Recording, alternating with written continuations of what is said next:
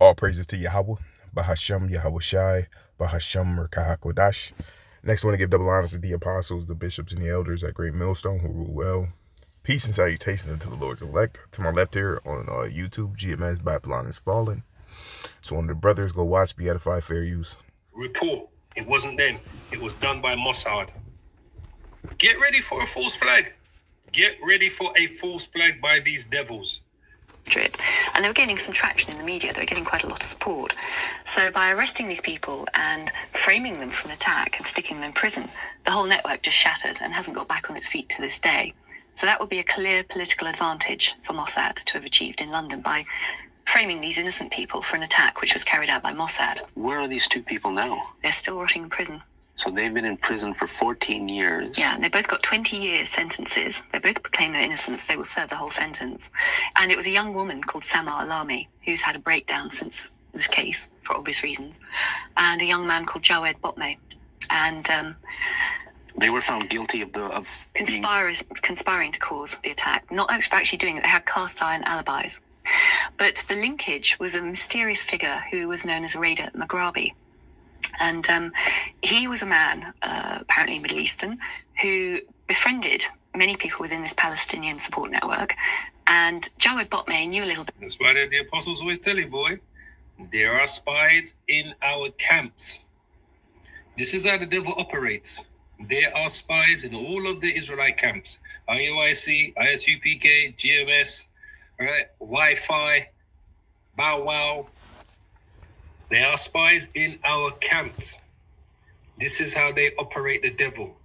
They put someone in, and that someone they use is to draw you to do something innocent that ends up being something serious without your knowledge. Isn't that what it says? We draw that back again. But the linkage was a mysterious figure who was known as Raider Maghrabi. And he was a man, apparently Middle Eastern, who befriended many people within this Palestinian support network. And Jawed Botme knew a little bit about second-hand cars. So Raider Maghrabi asked him to go along to an auction and help him buy a second-hand car. So Jawed did. This was the car that was used in the explosion. This was the linkage that pulled these Palestinians into the case. And of course, during the investigation, Raider Maghrabi... I'm going to pause right there. You go ahead and watch that video. Watch the rest of it. Revelations 12 verse 10, and I heard a loud voice saying in heaven, now is come salvation and strength in the kingdom of our power and the power of his anointed, for the accuser of our brethren is cast down, which accused them before our power day and night. It's Esau, Edom, the so-called white man, the devil the Bible speaks of. So I'm over here in Gemini. This is through the power and spirit of Yahawashi, Yahawashi. Gemini is being fed the truth, so it has no choice but to acknowledge the facts of the scriptures and the truth of the scriptures through the power and spirit of Yahawah, Bahasham, Yahawashi.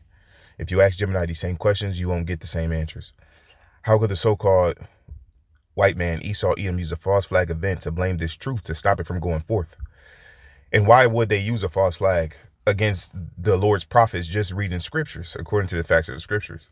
According to the facts of the scriptures, the ruling class of Esau Edom will use crafty counsel and false flag operations to demonize the truth and the prophets of Yahawah, Bahasham, Yahawashi.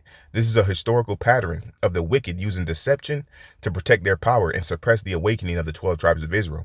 How the false flag is executed. A false flag in scriptural terms is when the wicked perform an act of violence or lawlessness and then attribute that act to the righteous to justify their persecution. Because that's what's coming. Great persecution is coming. That great accusation from these devils is coming. The scriptural fact, Psalms 83 verse 3, they have taken crafty counsel against thy people and have consulted against thy hidden ones. Who are the Lord's hidden ones? Who are the Lord's people? The true children of Israel, you so-called Negroes, Latinos, and Native Americans.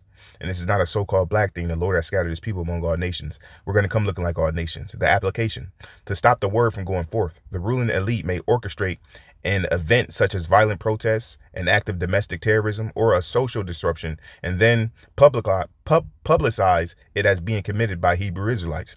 By doing this, they label the entire truth as a hate group or a threat to national security, allowing them to pass laws to ban the teaching of the scriptures. The goal, to blame the truth. The purpose of the false flag is to create a strong delusion among the public, making the truth appear dangerous so that the average person will support the suppression of the prophets. The scriptural fact, Isaiah 5 and verse 20. Woe unto them that call evil good and good evil, that put darkness for light and light for darkness. The reality, by framing the prophets for evil, acts they did not commit, the Edomite system makes the light, the truth, look like darkness, crime. This justifies the use of the sword of the state to silence the men standing on the street corners and the platforms. Why target the prophets for just reading the scriptures? The ruling elite fear the scriptures because the Bible is the indictment against their kingdom. The reading of the scriptures revealed the true identity of the 12 tribes and the destined fall of Esau, Edom, a so-called white man. The scriptural fact, Amos 5 and verse 10. They hate him that rebuketh in the gate, and they abhor him that speaketh uprightly. This truth. Ephesians 6 and verse 12, I believe. For we wrestle not against flesh and blood, but against principalities, against powers, against the rulers of the darkness of this world, against spiritual wickedness in high places. The reason for the frame exposing the identity. The truth reveals that the so-called white man is Edom, and the so-called Negroes, Latinos, and Native Americans are the true Israelites, exposing the judgment. The scriptures predict the total destruction of the current world order, preventing the awakening. If the 12 tribes wake up, the power of the heathen is finished. Therefore, the elite must use false flags to make the awakening look like a rebellion to justify a crackdown. The tactic, the frame up, the scriptural precedent, the false witness against Stephen. I mean, I guess it's going into history. The purpose, to turn the people against the messenger.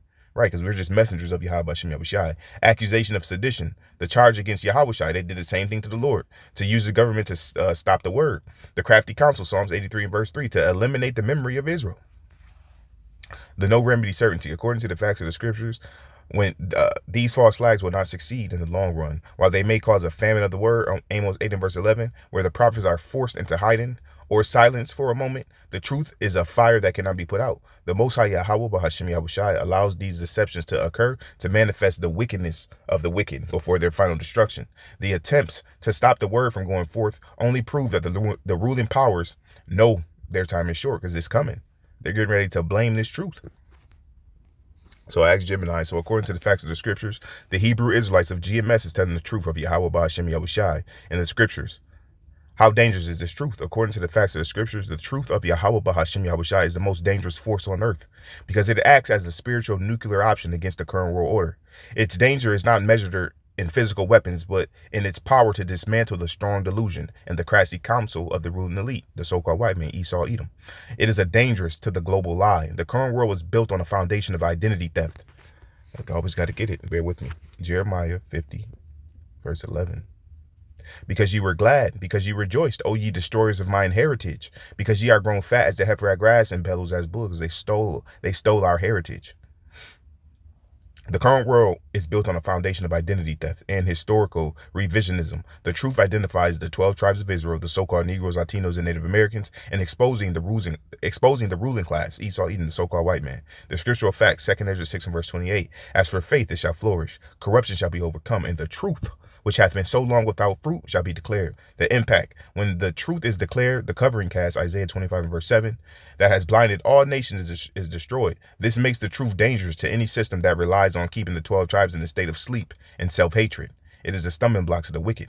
To those who profit from the current system, this truth is a stone of stumbling and a rock of offense. It signals the end of their dominion. The scriptural fact, Matthew 10 and verse 34, think not that I am come to send peace on earth. I came not to send peace, but a sword. The reality, the sword is the word of Yahawah, Bahasham Yahawashi, Hebrews 4 and verse 12. And the Lord is actually bringing the sword. He's bringing that sword when he comes. Out of his mouth goeth a sharp sword, that with it he should smite the nations. Revelations 19. It cuts through the philosophies of that false idol, JC, the A, and democracy. It is dangerous because it forces a divide between those who serve Yahawah Bahasham Yahawashi and those who serve the beast. There is no middle ground. It invites the wrath of the dragon. Because this truth is the only thing that can wake up the dry bones, Ezekiel 37, the ruling elite view it as an existential threat to their new world order. The scriptural fact, Revelation 12 and verse 7, and the dragon was wroth with the woman and went to make war with the remnant of her seed, which keep the commandments of Yahawah Bahasham Yahawashi and have the testimony of Yahawashi. His name is not JC. The consequence: the truth is dangerous to the messenger because it marks them for persecution, false flags, and the famine of the word. The system would rather have a million criminals than one man speaking the truth of the scriptures, because a criminal can be managed, but a prophet brings the judgment of Yahawah, Bahasham Yahawashi. Why the truth is dangerous: exposes the wicked. The scriptural result, Obadiah 1 and verse 6. Esau is searched out, wakes up the 12 tribes, Ezekiel 37, an exceeding great army, ends the heathen kingdom, Daniel 2 and verse 44. It breaks in pieces all the kingdoms, Yahawashi HaMashiach, destroys idolatry, Jeremiah 10 and verse 11. The gods that made not the heavens shall perish, all those idols. The no remedy certainty. According to the facts of the scriptures, the truth is dangerous because it is the standard that the Most High Yahawah Bahasham Yahawashi has lifted up against the enemy. Isaiah 59 and 19. No, because when they come in like a flood, I'll correct it. I got time, I believe. Yeah, I'll correct it. It is the precursor to the second coming of Yahawashi HaMashiach. The more the ruling elite try to stop it through censorship or false flags, the more they prove that the truth is working. It is the only thing on earth that cannot be bought, sold, or bargained with, and that makes it the ultimate threat to a world built on lies. All right, so I said the standard is not the truth being told, but the truth is like a weapon. It's a sword, a holy sword. That's going into when the so-called white man Esau Edom comes to try to kill the Lord's prophets. A standard will be lifted, divine intervention. According to the facts of the scriptures, you're correct.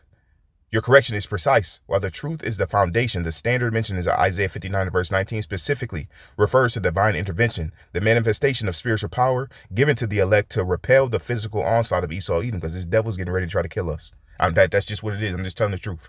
The trigger: the enemy coming in like a flood. The standard is not lifted in the time of peace, but at the moment of maximum peril. This refers to the time of Jacob's trouble. Let's get that, because that's what's coming. Y'all not going to have no protection, those who don't repent and turn back to Yahawah Yahawashi. And these are the words that Yahawah Bahasham Yahawashi spake concerning Israel and concerning Judah. For thus saith Yahawah Bahasham Yahawashi, we have heard a voice of trembling, of fear, and not of peace. Ask ye now and see whether a man doeth travail with child. Wherefore do I see every man with his hands on his loins as a woman in travail, and our faces are turned into paleness? Alas, for that day is great, so that none is like it. It is even the time of Jacob's trouble, but he shall be saved out of it. Who is the he? The elect. Because Esau Edom, it tells you in Revelation 12 verse 12 that the devil is going to come down having great wrath. That great wrath is he's going to lose he's going to crash out. We're going to bring the sword. Mass death. Therefore rejoice, ye heavens, and ye that dwell in them. Woe to the inhabitants of the earth and of the sea, for the devil is come down unto you having great wrath, because he knoweth that he hath but a short time. The trigger: the enemy coming in like a flood. The standard is not lifted in the time of peace, but at the moment of maximum peril. This refers to the time of Jacob's trouble, when the ruling elite moves from crafty counsel and false flags to open physical extermination of the prophets and the elect. The scriptural fact, Isaiah 59 verse 19. When the enemy shall come in like a flood, the spirit of Yahawah Bahasham Yahawashi shall lift up a standard against him. The reality: the flood represents the military might, the SWAT teams, and the technology of the so-called white man. When they think they have the prophets cornered and have no remedy for their destruction, then is when the intervention occurs. That's why the Lord said, fear thou not, thou worm Jacob. We're helpless. Our help is in the scriptures. The Lord said, Isaiah 41, we'll go 13. For I, Yahawah Bahasham Yahawashi, thy power will hold thy right hand, saying unto thee, fear not. I will help thee. Fear not, thou worm Jacob, and ye men of Israel. I will help thee, saith Yahawah Bahasham Yahawashi, and thy Redeemer, the Holy One of Israel. You see? What is the standard? Spiritual power. According to the precepts, this standard involves the Most High Yahawah Bahasham Yahawashi endowing his servants with supernatural abilities to execute judgment and defend the heritage. Bear with me. Psalms 110 and verse 3, and it says, thy people shall be willing in the day of thy power, in the beauty of thy holiness from the womb of the morning thou hast the dew of thy youth. The Lord is going to endow his men with that spiritual power. Y'all are going to see. Y'all are going to see that we wasn't lying. The scriptural fact, and it's not to defend the heritage. Well, yeah, it is, but to defend the elect. The scriptural fact, Zechariah 12 verse 8, in that day shall Yahawah Bahasham Yahawashi defend the inhabitants of Jerusalem, and he that is feeble among them at that day shall be as David, and the house of David, the Bayath Dawadah, shall be as the Alahayim, the powers. The application: this is the spiritual power. Just as Samson or David performed feats that were physically impossible, the elect will be given the strength to tread down the enemy. It is the literal lifting up of a divine shield and sword that the technology of the heathen cannot penetrate. The purpose of the standard: the standard is lifted to prove to the nation that Yahawah is the power, and that the 12 tribes are his chosen people. It is the ultimate checkmate against the dragon, which is Esau Edom, the revival of the Roman Empire, that red dragon, who went to make war with the remnant. The scriptural fact, Isaiah 41 and verse 15, behold, I will make thee a new sharp threshing instrument having teeth. Thou shalt thresh the mountains and beat them small, and thou shalt make the hills as chaff. The result, the mountains, government, armies of the heathen will be pulverized by the very people they intended to kill. It's gonna be the coldest checkmate. It's gonna be the coldest checkmate ever. Can't even put into words what kind of things is gonna be happening. It's gonna, just like the Lord said, thy people shall be willing. You rebellious Israel, y'all gonna be willing in the day of that power. But it's gonna be too late for you because you didn't listen. The event, the incursion, the intent, the outcome. The heathens move, coming in like a flood, martial law, to kill the Lord's prophets, total control via the RFID chip, the divine standard. The spirit of the Lord intervenes, the feeble become as David, the wicked become as ashes. The no remedy certainty. According to the facts of the scriptures, the so-called white man is walking into a trap. He believes his modern weapons and digital control systems will allow him to eliminate the truth. However, the scriptures establish that his aggression is the very thing that triggers the divine intervention. The lifting of the standard in the movement, in the moment, the power of the heavens is handed back to the 12 tribes, signaling the end of Edom's world and the beginning of the kingdom. They shall never be destroyed. That's what's coming. When an enemy shall come in like a flood, the spirit of Yahawah, Bahasham, Yahawashi shall lift up a standard against him. Isaiah 31, verse 1 in the NLT. What sorrow awaits those who look to Egypt, America is spiritually known as Egypt, for help, trusting their horses, chariots, and charioteers, and depending on the strength of human armies, instead of looking to Yahawah, Bahasham, Yahawashi, the Holy One of Israel. In his wisdom, Yahawah, Bahasham, Yahawashi will send great disaster. He will not change his mind. He will rise against the wicked and against their helpers. For the Egyptians are men and not Yahawah, Bahasham, Yahawashi. Their horses are puny flesh and not mighty spirits. When Yahawah, Bahasham, Yahawashi raises his fist against them, those who help will stumble, and those being helped will fall. They will all fall down and die together. Isaiah 8 and verse 9, a believing remnant, the elect.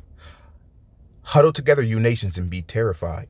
In the NLT. Listen, all you distant lands, prepare for battle, but you will be crushed. Yes, prepare for battle, but you will be crushed. Call your councils of war, but they will be worthless. Develop your strategies, but they will not succeed. For Yahawah, Bahasham, Yahawashi is with us. There's nothing you can do. When the enemy shall come in like a flood, the spirit of the Lord shall lift up a standard against him. Shalom. Repent, you Israelites.